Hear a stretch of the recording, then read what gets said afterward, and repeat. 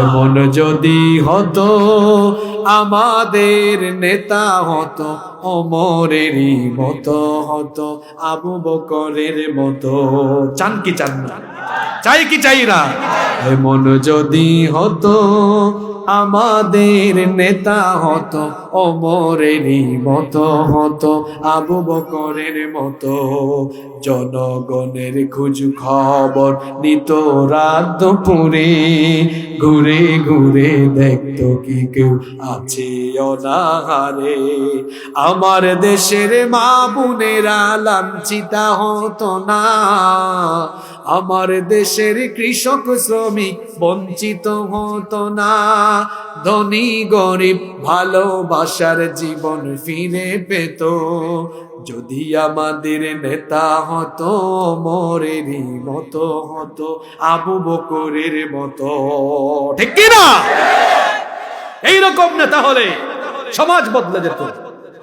কিন্তু এখন দুর্ভাগ্যজনক, নেতাগুলা অনেক জায়গায় আছে এবং চুরি করতে করতে কিছু বাদ রাখে না।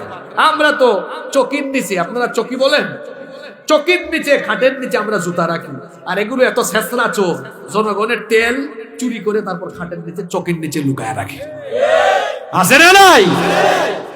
তাকওয়া নাই, পরহেজগারিতা নাই, জবাবদিহিতার অনুভূতি এদের অন্তরে। আমার বাবা জানরা, ভাই জানরা, শুনেন, নামাজের এই শিক্ষাটা নামাজের বাহিরে কাজে লাগান। নামাজের 3 নম্বর শিক্ষা বলেছি, নামাজ আমাদেরকে সঠিক নেতা, ভালো নেতা, চরিত্রবান, আল্লাহওয়ালা, কুরআনওয়ালা, নামাজি মানুষকে নেতা বানানোর শিক্ষা দেয়। ঠিক কি না? এজন্য ইয়াবাখুর বাবাখুর, সন্ত্রাস, চোর, ডাকাত, এদেরকে সমাজের নেতা বানালে সমাজের উন্নতি হবে। আল্লাহ বুঝার তৌফিক দান করেন। নামাজের 4 নম্বর শিক্ষা হলো, নামাজ আমাদেরকে নেতার প্রতি সংশোধনী দেওয়ারও শিক্ষা দেয়। কিভাবে? মনে করেন মসজিদে নামাজে ইমাম সাহেব দাঁড়িয়েছেন, ইমাম সাহেব নামাজে ভুল করে ফেলেছেন। কিরকম? ইয়াসিন ওয়াল কুরআনিল হাকিম আলা সিরাতিম মুস্তাকিম। লোকমা চলে যাবে না? আলহামদুলিল্লাহি রাব্বিল আলামিন মালিকি ইয়াউমিদ্দিন। চুপ থাকবেন আপনারা, সাথে সাথে লোকমা দিয়ে দিবেন না, পেছন থেকেই বলবে আর রহমানির রহিম। তাইলে বুঝা গেল ইমাম সাহেব যত সম্মানিতই হন না কেন, ভুল করলে পেছন থেকে ঠিকই মুসল্লি কি দিবে?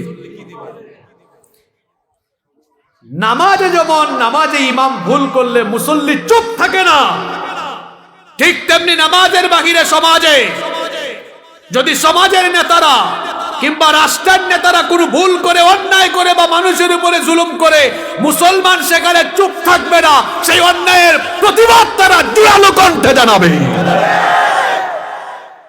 এই শিক্ষাটা নামাজে নাই। আছে না নাই?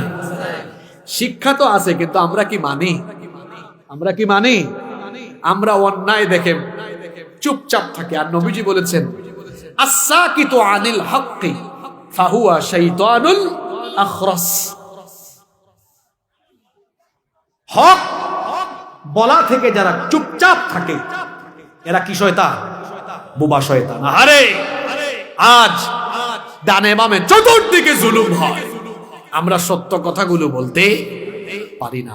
আপনি যদি অন্যায় দেখে অন্যায় বাধা না দেন, পরিণতি কিন্তু ভয়াবহ হবে। আরেকটা কিচ্ছা মনে পড়ছে, ছোট গল্প, ছোট একটা কাহিনী মনে পড়েছে। আমি কি বলবো? জি অবশ্যই, পুরস্কার আছে হাফেজদেরকে না? মাশাআল্লাহ, এই দিনের বেলায়ও আপনারা যে আসছেন, আমি তো অবাক হয়ে গিয়েছি। আপনাদের এই উপস্থিতি প্রমাণ করে আপনারা কোরআনকে কতটা ভালোবাসেন। শুধু এই উখিয়া নয়, বাংলাদেশের বিভিন্ন জায়গায় কি সকাল, কি বিকেল, কি সন্ধ্যা, কি গভীর রাত, যেখানে এখন কোরআনের জন্য আয়োজন হয় সেখানেই মানুষের গণজমায়েত হয়। এই দেশের মানুষ কোরআনের জন্য যে আবেগ, ভালোবাসার বহিঃপ্রকাশ ঘটাচ্ছে, এই চিত্রগুলো আমাদেরকে জানান দিচ্ছে আগামীর বাংলাদেশ, কোরআনের বাংলাদেশ, আগামীর বাংলাদেশ, ইসলামের বাংলাদেশ, আগামীর বাংলাদেশ, আলেম উলামার বাংলাদেশ। ইনশাআল্লাহ। আমরা অন্যায় দেখে অন্যায় বাধা দেই না।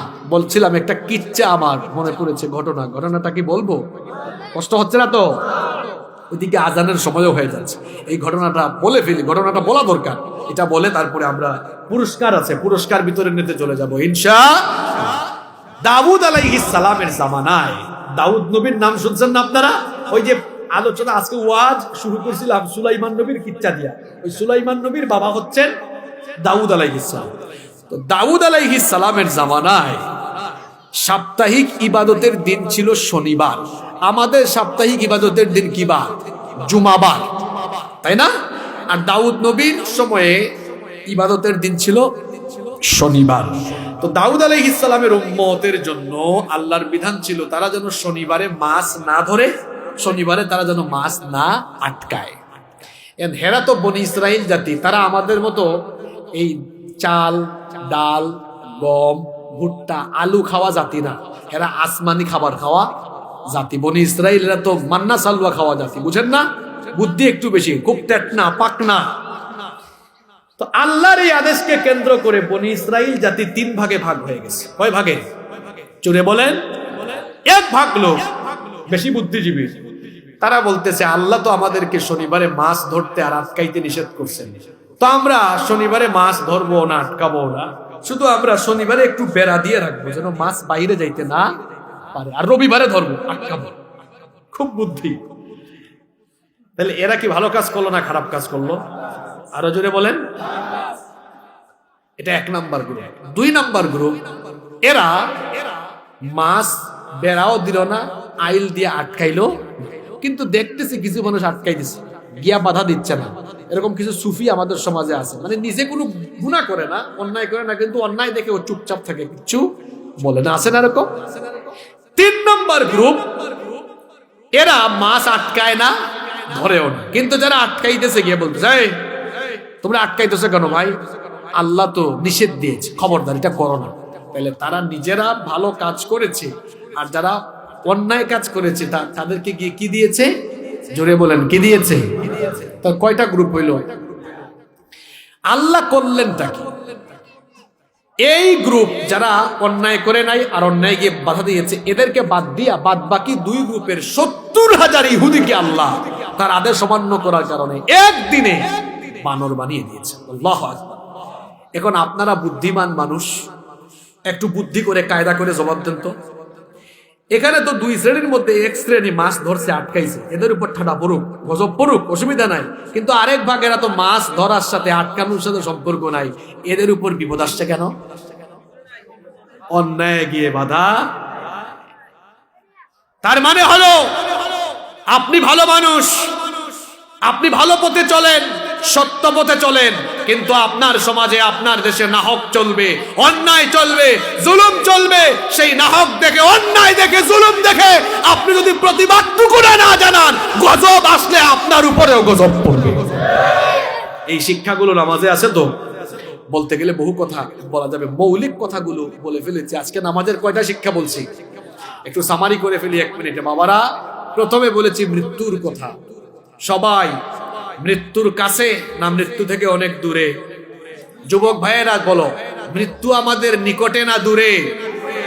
মানুষের হায়াত বাড়ে না কমে? সময় যাচ্ছে। আজ আপনাদের এখানে আমি এসেছিলাম দুপুর 1:30টায়। এই যে সময়টা আমাদের চলে গেছে, জীবনে আর ফিরে আসবে? তাহলে কমে গেল, আমরা কবরের দিকে আরেক ধাপ এগিয়ে গেলাম।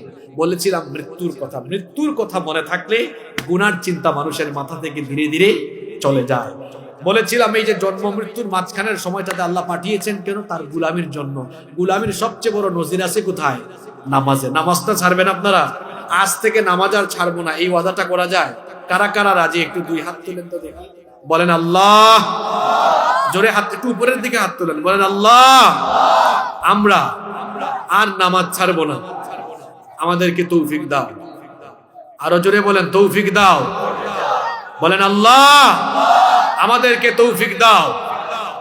বলেন আল্লাহ, আমাদের গুনাহ মাফ করে দাও। হাতগুলো নামান। নামাজ ছাড়বো না। আর নামাজের শিক্ষা বলছি আজকে কয়টা?